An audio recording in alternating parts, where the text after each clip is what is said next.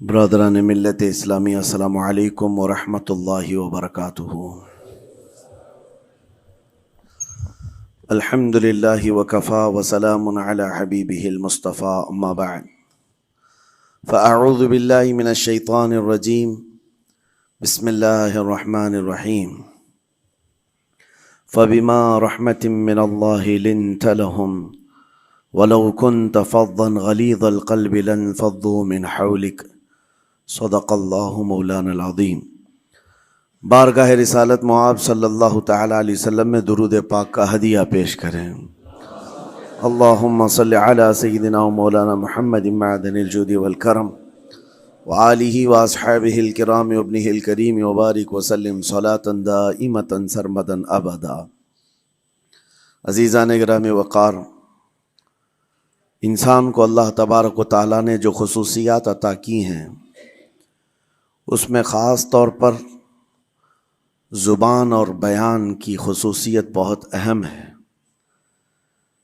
شیخ Saadi رحمۃ اللہ تعالی علیہ فرماتے ہیں، تا مرد سخن نہ گفتہ باشد، عیب و ہنرش نہ ہفتہ باشد۔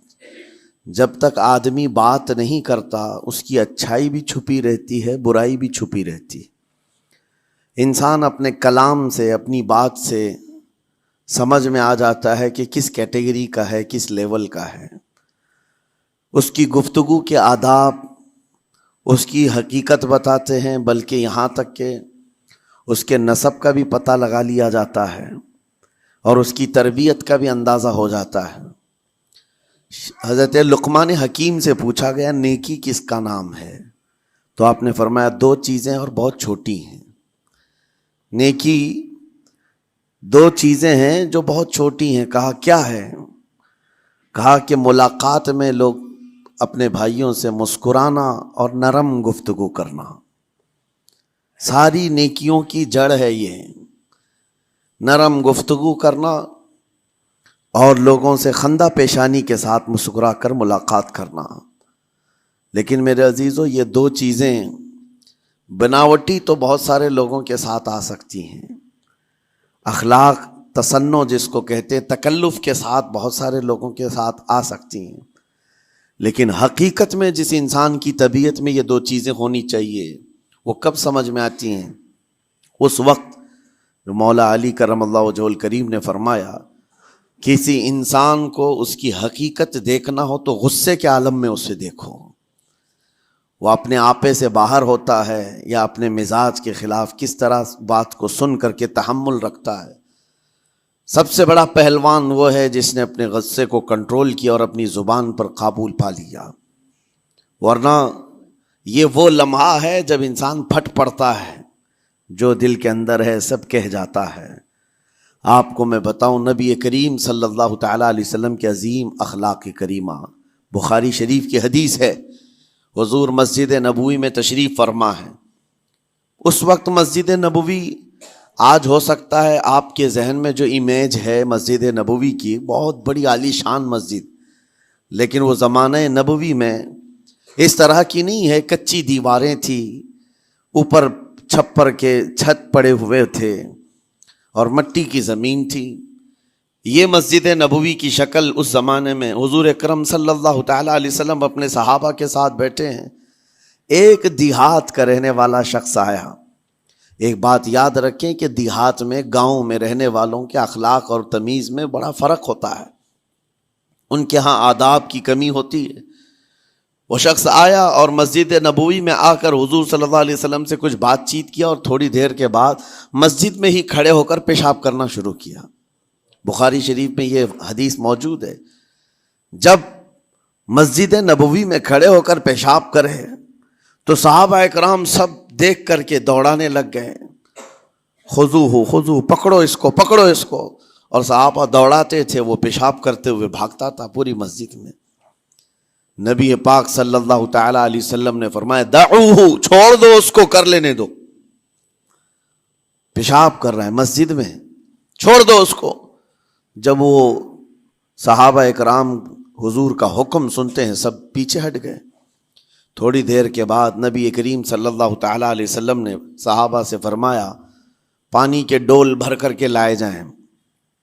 صحابہ سے ہی منگوایا، پانی کے ڈول بھر کر کے لائے گا اور مسجد نبوی کے میدان میں فرش پر بہایا گیا اور صاف کیا گیا۔ اب وہ شخص نہایت ہی ڈرا سہما کھڑا تھا، میرے ساتھ کیا ہوگا پتہ نہیں، میں نے پیشاب کیا، اب مجھے یہ لوگ قتل کر ڈالیں۔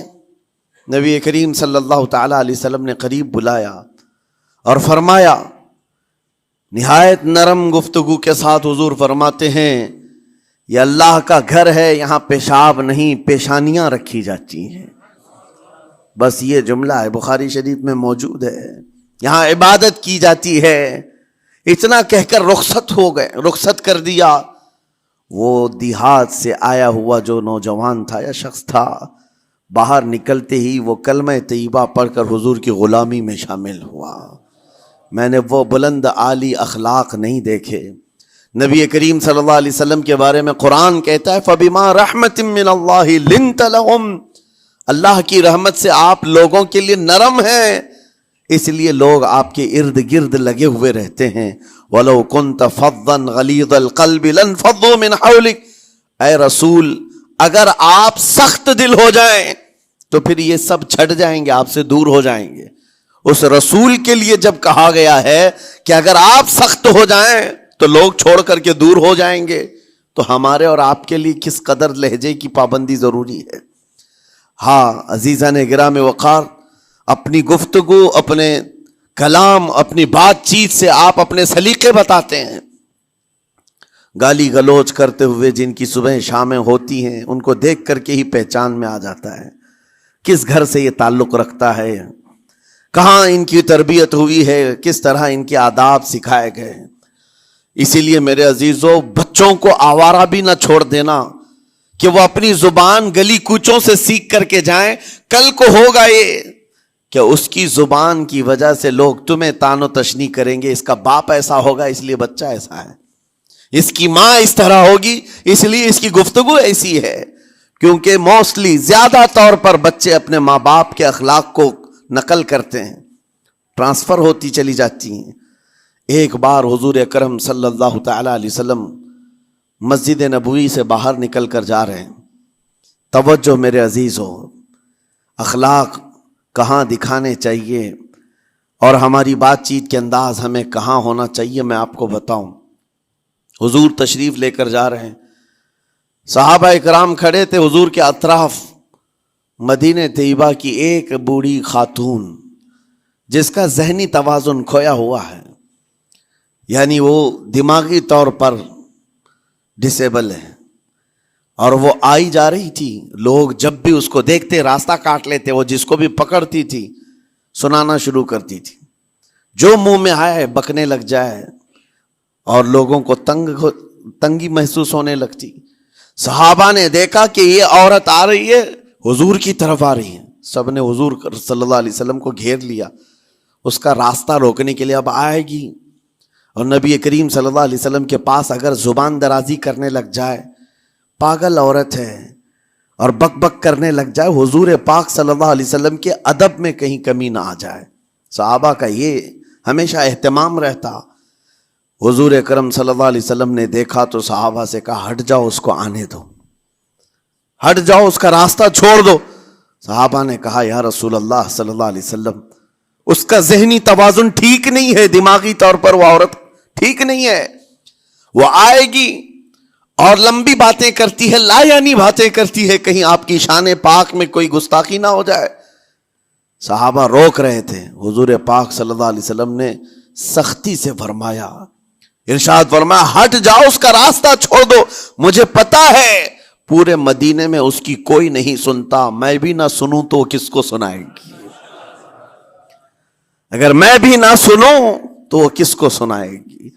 یہ میرے مصطفیٰ کریم صلی اللہ تعالی علیہ وسلم کے دربار عالی جاہ کی وہ بلند اخلاق کریمانہ کی ایک مثال ہے، جس کو خود میرے آقا نے فرمایا، بعثت لأتمم مکارم الاخلاق۔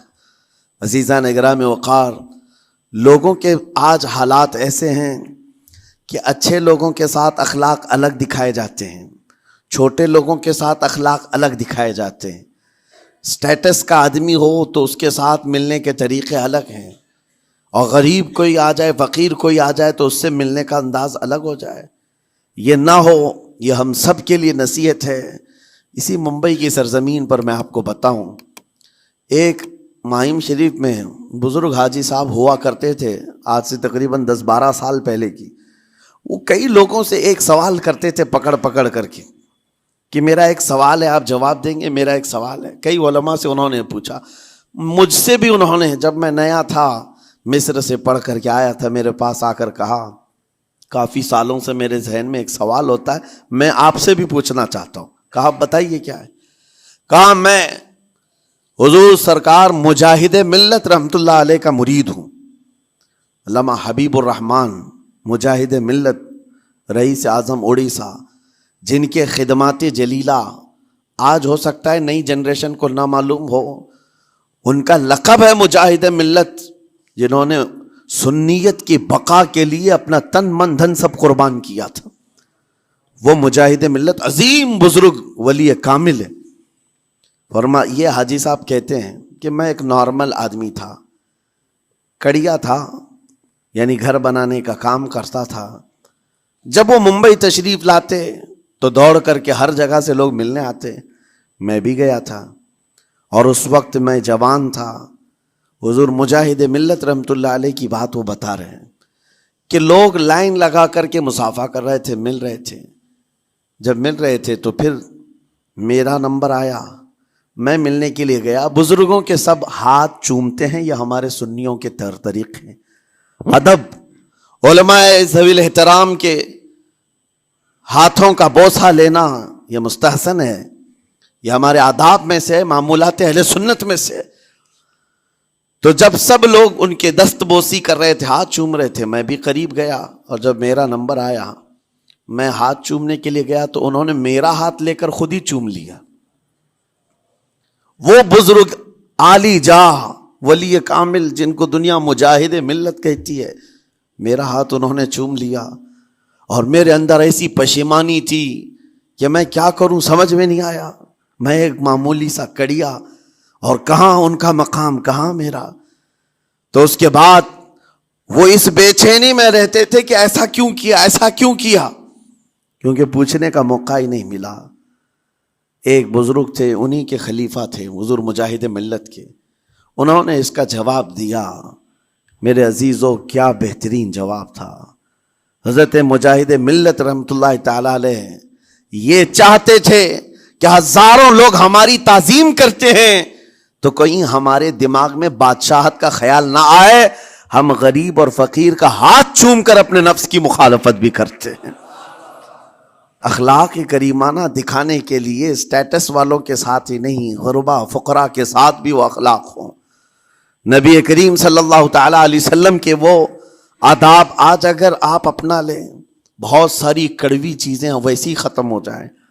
آج ممبئی کی سرزمین پر سب سے بڑا یہ چیلنج ہے بات کرنے میں، نوجوانوں کے تو آج پارے چڑھے ہوئے ہوتے ہیں، ان سے کوئی بھی بات کر لے، جس تیور میں یہ بات کرتے ہیں ایسا لگتا ہے کہ ابھی لڑائی ہو جائے گی، ابھی جھگڑا ہو جائے گا۔ اس کی عادت سی بن گئی ہے۔ آپ کو پتہ ہے فرمایا گیا، عربی کا قول ہے، جراحت السنان لها التیام ولا یلتام ما جرح اللسان۔ تلوار سے، چاقو سے دیا ہوا زخم سوکھ سکتا ہے، زبان سے دیا ہوا زخم کبھی نہیں سوکھتا۔ زبان سے دیا ہوا زخم نہیں سوکھتا۔ بولنے سے پہلے 1000 بار اس بات کو خیال ہونا چاہیے کہ میں جس کو بول رہا ہوں کہیں اس کا دل چھلنی تو نہیں ہو جائے۔ میری زبان یہ ہوتی 50 گرام کی چھوٹی زبان ہے، لیکن بڑے بڑے لوگوں کے کلیجے چیر کر رکھتی ہے، بڑے بڑے لوگوں کے دلوں میں سوراخ کر کے رکھتی ہے، زخمی کر کے رکھتی ہے اس کا استعمال۔ اسی لیے روایت میں ملتا ہے کہ جب انسان صبح کرتا ہے تو سارے اعضاء، ہاتھ پیر آنکھ کان ناک، سارے اعضاء سب سے پہلے زبان سے یہ عرض کرتے ہیں، اس کی پناہ مانگتے ہیں، کہتے ہیں آج تو صحیح سلامت رہے گی تو ہم سب صحیح سلامت رہیں گے، اور اگر تو پھسل گئی تو عذاب ہم پر بھی ہوگا۔ زبان بولتی ہے، مار کسی اور کو پڑتی ہے، کوئی زبان کو مارتا نہیں ہے۔ گالی زبان دیتی ہے لیکن مار کبھی پیٹھ پہ پڑتی ہے، سر پہ پڑتی ہے، ہر جگہ پڑتی ہے۔ تو یہ زبان نبی کریم صلی اللہ تعالی علیہ وسلم نے ارشاد فرمایا من یضمن لی ما بین لحیتیہ وما بین، حضور پاک صلی اللہ تعالی علیہ وسلم فرماتے ہیں جس نے دو چیزوں کی ضمانت مجھے دے دی، حفاظت کی، میں اسے اضمن لہ الجنہ، میں اس کو جنت میں لے جانے کی ضمانت دیتا ہوں۔ دو چیزیں کیا ہیں؟ حضور فرماتے ہیں ایک دو جبڑوں کے بیچ میں جو موجود زبان ہے اس کی حفاظت کر لے، اور دو رانوں کے بیچ میں جو شرمگاہ ہے اس کی حفاظت کر لے۔ یہ دو چیزیں جس نے بچا لیا میں اس کو جنت میں لے جانے کی ذمہ داری دیتا ہوں، ضمانت دیتا ہوں۔ اس کا کتنا بڑا کردار ہے، یہ زبان کا کتنا بڑا کردار ہے۔ اور حضور نے ایک بار پکڑ کر کے فرمایا تھا، زبان کو پکڑ کر کے کہا تھا یہ وہ زبان ہے جو انسان کو جنت میں بھی لے جاتی ہے اور دوزخ میں بھی لے جاتی۔ کلمہ کس سے پڑھتے ہیں آپ؟ لا الہ الا اللہ، زبان ہی سے تو پڑھتے ہیں، اسی کلمے نے آپ کو جنت تک پہنچایا۔ اور کافر جو کفر کرتا ہے وہ بھی زبان سے ہی کرتا ہے، اور زبان اسے ہمیشہ کی دوزخ میں لے جاتی ہے۔ اس زبان کو چلانے سے پہلے 1000 بار سوچ لیں کہ آج لہجوں کی سختیاں بڑھتی چلی گئیں، اور آپ کو پتہ ہے قرآن پاک میں رب تعالیٰ نے یہ فرمایا وَلَا تَقُلْ لَهُمَا اُفٍّ وَلَا تَنْهَرْهُمَا، والدین کے بارے میں بچوں کو کیا کہا گیا؟ ان کو اف تک نہ کہو۔ لیکن زبان جب کھلتی ہے نا، ماں باپ کے خلاف نوجوانوں کو ہم نے دیکھا ہے گالی گلوچ کرتے ہوئے اور اتنی بری باتیں کہتے ہوئے، معاذ اللہ۔ عزیزان گرامی وقار، حضور نے تو یہ فرمایا جس نے پلٹ کر کے اپنے ماں اور باپ کو سخت لہجے میں بات کیا یا ان کی نافرمانی کی، حضور فرماتے ہیں میرا دل چاہتا ہے کہ اس کے گھر کو آگ لگا دوں، آگ لگا دوں۔ اس لیے اس بات کو ہمیشہ یاد رکھیں، تمہارے لہجے کی سختیاں کسی کو زخمی کر دیں تو آخرت خراب ہو جائے گی، آخرت خراب ہو جائے گی۔ حضرت علقمہ رضی اللہ تعالیٰ عنہ حضور کے صحابی ہیں، حضور صلی اللہ علیہ وسلم کے صحابی ہیں۔ آخری وقت آ گیا تھا لیکن زبان نہیں کھلتی تھی۔ حضور پاک صلی اللہ علیہ وسلم کے پاس سفارش لائی گئی کہ آپ کے وہ ساتھی ہیں انتقال کر رہے ہیں لیکن زبان پر کلمہ بھی نہیں آتا۔ حضور تشریف لائے، دیکھا، پوچھا گھر میں ان کے کون کون ہے؟ کہا بیوی ہے اور ماں ہے۔ ماں کو بلایا اور کہا علقمہ کے بارے میں کیا کہتی ہو، کیسا تھا ہے؟ کہا بہت اچھا، پرہیزگار، عبادت گزار، ساری نیکوکاریاں اس کے اندر ہیں۔ تو پھر حضور نے پوچھا اچھا یہ بہت نیک تھا، تم بھی اس سے راضی ہو کہ نہیں ہو؟ ماں نے کہا میں نہیں راضی ہوں، میں راضی نہیں ہوں۔ کہا کیوں، وجہ کیا ہے؟ کہا یا رسول اللہ میرا اکلوتا بیٹا، میرا تنہا بیٹا تھا، بڑی محبتوں کے ساتھ اس کو پالا تھا، اور جب میں نے اس کی شادی کی اپنی بیوی کو لایا، اور جب بیوی گھر پر آ گئی تو میری بات کو ہلکے میں لیتا، اپنی بیوی کی بات کو فوقیت دیتا، ترجیح دیتا۔ اور اس وقت غالباً یہ باتیں تھی کہ زبان سے کوئی کلمہ ان کے نکلا ہوگا جو بیوی کی حمایت میں تھی، ماں کو تکلیف پہنچ گئی۔ کہا میرا دل گوارا نہیں کرتا، میں اس سے راضی نہیں ہوں، باقی وہ بہت نیک بندہ ہے، بہت اچھا ہے۔ حضور نے فرمایا دیکھو زندگی کے آخری پڑاؤ پر آ چکا ہے، روح نکلنے کو ہے، معاف کر دو۔ وہ بھی صحابیہ تھی، انہوں نے کہا آقا آپ کا حکم ہے یا مشورہ ہے؟ اگر حکم ہے تو پھر ماننا ہے۔ حضور نے فرمایا نہیں، حکم نہیں، مشورہ ہے۔ کہا مشورہ ہے تو پھر دل نہیں چاہتا، دل نہیں چاہتا۔ حضور نے فرمایا صحابہ سے کہ لکڑیاں جمع کرو، آگ لگاؤ اور انہیں اٹھاؤ، آگ میں ڈال دو۔ آگ دہکائی گئی تو ماں کی ظاہر سی بات ہے ممتا بے چین ہو گئی۔ کہا ان کو میرے سامنے آگ میں ڈالیں گے؟ کہا ہاں، اس سے بہتر ہے کہ وہاں جلے گا، یہاں جلے۔ وہ ماں کہتی آقا آپ گواہ ہو جائیں، میں اپنے بیٹے کو معاف کرتی ہوں۔ ادھر معاف کیا، ان کی زبان پر کلمہ طیبہ جاری ہوا۔ میرے عزیزو یہ بتانا مقصود اس لیے ہے کہ زبان سے دیے ہوئے زخم خواہ والدین کو ہوں، یہ معمولی نہیں ہوتے۔ ہو سکتا ہے آخری وقت تمہاری زبان بند ہو جائے اور کلمہ طیبہ بھی نہ جاری ہو، زبان کھلنے بھی نہ لگے، یہ حالات آ جائیں گے۔ اس لیے اپنی زبان کا کنٹرول برقرار رکھو، کس سے کیا کہنا ہے۔ ابھی میں اس کا دوسرا پارٹ بھی بتاتا ہوں زبان کے استعمال کا۔ یہ نرمی لہجے کے اندر ہونا بہت ضروری ہے، لیکن کچھ جگہوں پر سختی کی اجازت ہے، لیکن وہ مقامات الگ ہیں۔ نرم لہجہ حضور پاک صلی اللہ تعالی علیہ وسلم کے فرامین میں سے ہے۔ ایک بات بڑی، بغداد مقدسہ میں نے ایک ولی پاک کی زیارت کی، ان کے آستانے پر بھی میں ابھی بیان کیا تھا۔ حضرت بہلول دانا مجذوب بزرگ تھے، اور بغداد کی گلیوں میں کہیں پر بھی بیٹھ جاتے تھے، اور جو جانکار تھے وہ سمجھتے تھے یہ اللہ والا بندہ ہے۔ مجذوب کس کو کہتے ہیں؟ جس کی یاد الہی میں عقل فنا ہو گئی، ختم ہو گئی، اللہ کے ذکر میں اور اللہ کی یاد میں اپنے آپ کو فنا کر دیا ہے، اس کے اوپر شریعت کا قلم نہیں۔ ظاہر سی بات ہے شریعت کے سارے احکام اس پر ہیں جس کی عقل سلامت ہے۔ عاقل ہو، بالغ ہو تو نماز فرض ہے نا، عقل ہی نہیں ہے تو وہ مجذوب ان اولیاء کو کہتے ہیں۔ لیکن ان کے بارے میں حدیث میں ہے، اللہ کے نبی نے فرمایا وہ ایسے بندے ہیں کہ اگر اللہ کو قسم دے دیں کسی بات کی، اللہ ان کی قسم پوری کرتا ہے۔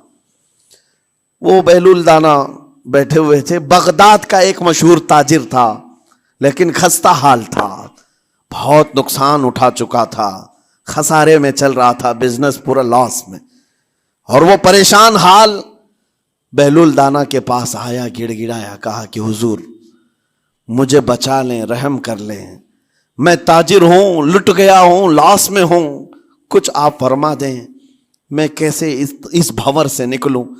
بہلول دانا نے دیکھا، کہا ٹھیک ہے کچھ پیسے بچے؟ کہا ہاں ہے، وہ بس اتنا سرمایہ ہے کہ مال لیتا ہوں پھر بیچ دیتا ہوں، نفع نہیں ہوتا۔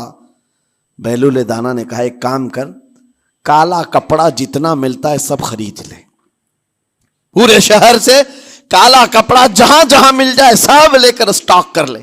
کہا جی حضور آپ نے جیسا فرمایا۔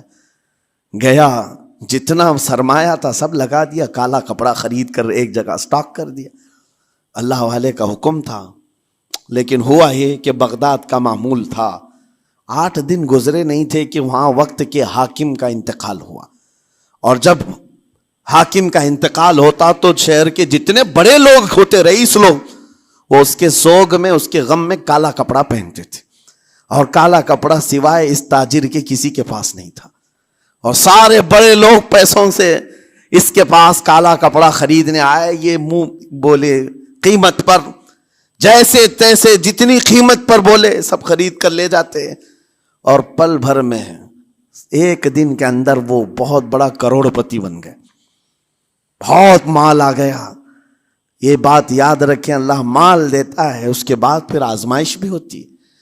مال اتنا آ گیا، اب لے کر کے مستیاں تھیں، چند دن گزرے، ظاہر سی بات ہے مال کو بڑھانے کی تمنا ہر ایک کی ہوتی ہے، کوئی یہاں پر اینڈ کرنے والا نہیں ہے دنیا میں، چاہے اس کا بزنس اربوں پر بھی پہنچ جائے، اسے آگے پہنچنا ہے۔ چند دن گزرے تھے، 8-10 دن، پھر آیا حضرت بہلول دانا کو ڈھونڈتے ہوئے، ایک جگہ میدان میں یہ مجذوب بزرگ بیٹھے مل گئے، آیا اور کہا او دیوانے بتا اب کیا خریدوں؟ پیسہ بہت ہے ابھی میرے پاس، بتا دیوانے اب کیا خریدوں؟ انہوں نے دیکھا، کہا کہ لہجہ تو بدلا ہوا ہے، پیسہ بہت زیادہ تھا، کہا کہ ٹھیک ہے کوئی بات نہیں، اللہ والوں کو ان سب چیزوں سے کوئی لینا دینا نہیں۔ آپ نے کہا مال جتنا ہے تیرے پاس سب لے کر کے خربوز خرید لے، تربوز خرید لے، جس کو کلنگڑ کہتے ہیں، تربوز پورے خرید لے۔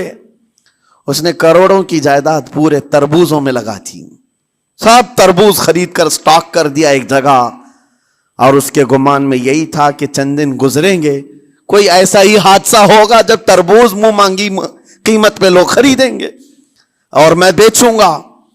پورا مال تربوز میں لگایا، 2 دن 4 دن 6 دن 8 دن گزرے، کوئی حادثہ نہیں۔ ادھر تو تربوز سڑنے لگ گئے، وہ تو زیادہ دن سٹاک نہیں کیے جا سکتے، سڑن شروع ہو گئی۔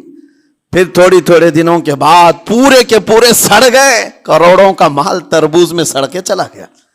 وہ کچھ بھی نہیں سکا، کچھ نہیں کر سکا، واپس چیختا چلاتا اسی حالت میں آیا، پہلے سے بھی زیادہ بدتر حالت میں میں آ گیا ہوں۔ دوڑتے ہوئے آیا، حضرت بہلول دانا کو ڈھونڈتے ہوئے، کہاں ہیں؟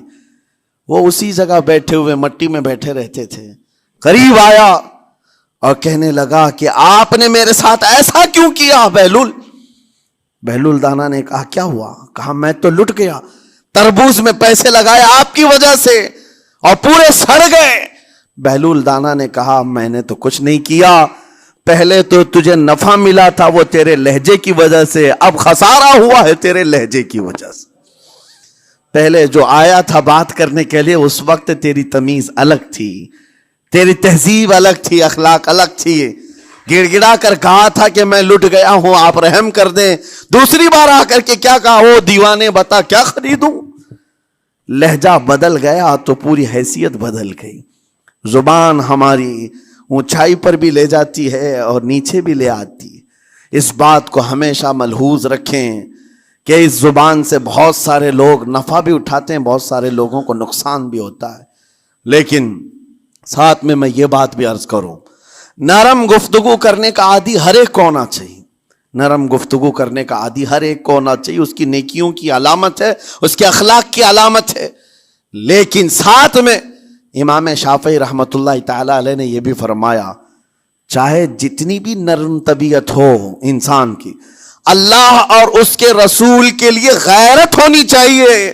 اللہ اس کے رسول کے خلاف بات سنے تو پھر نرم لہجے کا استعمال نہ کرے، پھر وہ بزدلی کہلائے گی، وہ بزدلی کہلائے گی۔ آج میں ایک بات یہ بھی بتا دوں، بہت سارے لوگ یہ سمجھتے بھی ہیں، ابھی چند دن قبل میں ماررہ مطہرہ میں بیان کیا اخلاق کے، اولیاء اکرام کے مذہب و مسلک پر، اور پچھلے 15 سالوں سے میں نے بہت سارے خطابات کیے ہیں اخلاق پر، معاشرے کی برائیوں پر، لیکن ابھی چونکہ چند دنوں میں جلسے پروگرام بہت سارے ہو گئے اور عظمت ناموس رسالت پر زیادہ گفتگو ہونے لگی، تو لوگوں میں ایک امیج الگ بیٹھی ہوئی ہے۔ اور ابھی ہم نے اخلاق حسنہ پر گفتگو کیا کی 8 دن پہلے، ایک بزرگ نے مجھ سے پوچھا ایسی بھی تقریر کرتے ہیں آپ ایسی بھی تقریر کرتے ہیں، یعنی نرم گفتگو بھی کرتے ہیں؟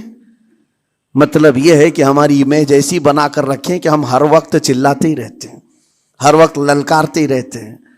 میرے عزیزوں، میں یہاں پیغام دینا چاہتا ہوں، ہم قرآن کے اس آیت پر عمل کرنا چاہتے ہیں جو مولا نے فرمایا اشداء علی الکفار رحماء بینہم، مومنین کی شان ہے، صحابہ کی شان ہے، وہ کافروں پر سخت ہوا کرتے ہیں اور مومنوں کے لیے نرم دل ہوا کرتے ہیں۔ زبان کی نرمی ایمان والوں کے لیے ہے، زبان کی نرمی محبت مصطفیٰ کے لیے ہے، عاشقان مصطفیٰ کے لیے ہے، ساتھ میں زبان کی سختی کفار و مشرکین کے لیے ہے، گستاخان رسول کے لیے ہے۔ اور اگر یہ چیز نہیں آئی تو پھر آپ سمجھ لیں نیک اس وقت نہیں کہلائے گا آدمی۔ بعض لوگوں کو ایسا لگتا ہے نرم بات کرنا چاہیے، نرم گفتگو، بالکل صحیح ہے، یہ اخلاق ہے، لیکن اگر ایسے مقامات پر جہاں تمہارے نبی کو کوئی گالی دے رہا ہو، رب کی شان میں کوئی بھونک رہا ہو، اس وقت تم کہو کہ اخلاق ہے، نرم بات کرنا چاہیے، یہ بے غیرتی ہے، یہ بے غیرتی ہے۔ تمہاری بیوی کو اگر تمہارے سامنے کوئی چھو دے اور اس کے بعد تم ہنس کر کے اس سے کہو ٹھیک ہے جائیے صاحب، آپ کو کہا جائے گا بے غیرت آدمی، بے غیرت آدمی ہے۔ انسان کو اپنی بیوی، اپنی بیٹی، اپنی ماں پر بھی غیرت ہوتی ہے، وہ سنتا نہیں ہے، یہ پیدائشی ہے، فطرت ہے انسان کی۔ اور مومن کی شان یہ ہے، سب سے بڑی غیرت اس کے لیے اللہ اور اس کے رسول کے لیے ہوا کرتی ہے، اللہ اور اس کے رسول کے لیے۔ ماں اور باپ کو گالیاں ایک وقت میں برداشت کر بھی لے جائے، لیکن اللہ اور اس کے رسول کی شان میں وہ ہرگز برداشت نہ کرے، یہ ایمان کی علامتوں میں سے ہے۔ بہرحال میں نے زبان کے دونوں استعمال آپ کو بتائے، سخت لہجے بھی ہیں، نرم لہجے بھی ہیں، لیکن جب آپ کا پالا کسی گستاخ سے نہ پڑے تو ہمیشہ نرم گفتگو کرنے کے عادی بنے۔ مومنین میں نرم لہجے کا اختیار ہمیشہ رہے، اس سے اخلاق آپ کے بتائے دکھائے جاتے ہیں، اس سے آپ کے اخلاق معلوم ہوتے ہیں، ساتھ ہی معاشرے میں نرمی اور محبت کا ماحول بھی قائم ہوتا ہے۔ ڈانٹنے کے طریقے بھی میں آپ کو بتاؤں، میرے والد گرامی فرمایا کرتے تھے، حضور حافظ ملت رحمت اللہ علیہ جو الجامعۃ الاشرفیہ مبارک پور کے بانی ہیں اور بڑے محدث، جنہوں نے ایک نہیں ہزاروں عالم پیدا کیے، اس ہندوستان کی بات کر رہا ہوں، حافظ ملت رحمۃ اللہ علیہ پوری بخاری شریف پڑھاتے تھے، تقریباً 40 سال تک انہوں نے پڑھایا بخاری شریف. میرے والد ان کے شاگرد ہیں. فرماتے ہیں جب وہ بہت زیادہ ناراض ہو جاتے کسی سے، ڈانٹنا ہوتا، ہر استاد بچے کو ڈانٹتا ہے، کبھی کچھ بچہ نافرمانی کر جائے یا مزاج کے خلاف بات کرے تو استاد ڈانٹتا ہے. تو حافظ ملت رحمۃ اللہ علیہ اگر کسی شاگرد کو ڈانٹتے بھی غصے میں تو کہتے ہیں اے جنتی کیا کر رہا ہے. کہتے ہیں اگر یہ جملہ قبول بھی ہو جائے تو بچہ جنتی ہو جائے. لہجے کی یہ استعمالات اولیاء سے سیکھو میرے عزیزو. غصے پر کنٹرول اس وقت تمہارے اخلاق معلوم ہوتے ہیں جب تمہارا غصہ عروج پر ہوتا ہے، اس وقت تمہاری حقیقت لوگوں کے سامنے آتی ہے. وہ اپنے شاگردوں کو ڈانٹتے بھی تو جنتی کہہ کر ڈانٹتے ہیں، یعنی کوئی گالی نہیں ہے، کوئی برے کلمے نہیں ہیں، بلکہ ایسا جملہ ہے کہ اگر قبول بھی ہو گیا استاد کی زبان سے، اس کی تو زندگی وصول ہوگی، اس کا بیڑا پار ہو گیا. ہمارے درمیان ماں باپ کو بھی یہ چاہیے کہ بچوں کو کس طرح کے اخلاق آپ دے رہے ہیں. گفتگو کرنے کے متعلق قرآن میں اللہ تعالیٰ نے آداب بتائے ہیں. جب آپ گھروں کے اندر موجود ہوں تو بچوں کے سامنے کس طرح کی گفتگو کیا کریں گے، کیسی بات کریں گے. شوہر اور بیوی جس طرح کی باتیں کر رہے ہیں بچے کے دماغ میں وہ پورا کا پورا چھپتا ہے، ٹرانسفر ہوتا ہے. اسی لیے کہا گیا ایڈلٹ گفتگو کبھی بھی بچوں کے درمیان نہیں کی جائے گی. جو میچورٹی میں نہیں ہے ان بچوں کے سامنے ماں اور باپ بیٹھ کر کے کلام بھی نہ کریں، بات نہ کریں. معاشرہ تو آج ایسا ہے سب پوری فیملی لے کر کے بیٹھے ہوئے ہیں، اور حد تو یہ ہے کہ گندی فلمیں سامنے لگی ہوئی رہتی ہیں. وہ کیسے بچا پاؤ گے؟ 4 سال 5 سال کے بچے کے اندر بھی وہ گفتگو، وہ مکالمات، ایک دوسرے سے بات کرنے کی تمیزیں، وہ سب وہاں سے سیکھتا آ رہا ہے. گھروں کے اندر ماحول کو تبدیل کرنے کے لیے آپ کی اپنی زبان پر کنٹرول اور اپنے بچوں کی تربیت اور ان کی زبان پر کنٹرول بہت ضروری ہے. پھر دیکھنا آپ یہ معاشرہ پیدا کر کے کل کو آپ کا بچہ نکلے گا، اس کی تمیز، اس کے اخلاق پر ہر کوئی اش اش کرے گا. چند دنوں کی محنت ہے آپ کی، لیکن بچے جب سلیقے کے ساتھ گفتگو کریں تو لوگوں کا دل جیت لیا کرتے ہیں. بات کرنے کے آداب ایسے ہیں کہ لوگ دل جیت لیا کرتے ہیں. یہ میرے استاد گرامی مصر کے رہنے والے تھے. جب خطابت ہمیں سکھا رہے تھے گفتگو کرنے کے آداب، تقریر کرنے کے آداب، تو ایک امام غزالی کا قول تھا کلم الناس علی قدر عقولہم، لوگوں سے ان کی عقل کے مطابق بات کرو. اس پر وہ سمجھاتے ہوئے ہمیں ٹریننگ دیتے تھے اور کہتے تھے کہ تمہارے پاس آنے والے کئی طرح کے لوگ ہوں گے. اگر تم امام ہو، اگر داعی ہو، خطیب ہو، مقرر ہو، کوئی غریب گھر سے، کوئی بڑے امیر گھر سے، کوئی پڑھا لکھا آئے گا، کوئی جاہل ہوگا، کوئی بدتمیز بھی ہوگا، کوئی نیکوکار، کوئی گنہگار، سب طرح کے مکس مجموعہ تمہارے پاس ہوگا. ان سے خطاب کرنا، ان سے بات کرنا، کس انداز سے بات کرو گے، کیسے ان سے کلام کرو گے. میرے عزیزو یہ ہمارا اپنا ہنر نہیں ہے. ہم جو آپ کے سامنے گفتگو کر رہے ہیں یہ ہمارا فن نہیں ہے، یہ اپنا پیدا کیا وہ ہنر نہیں ہے.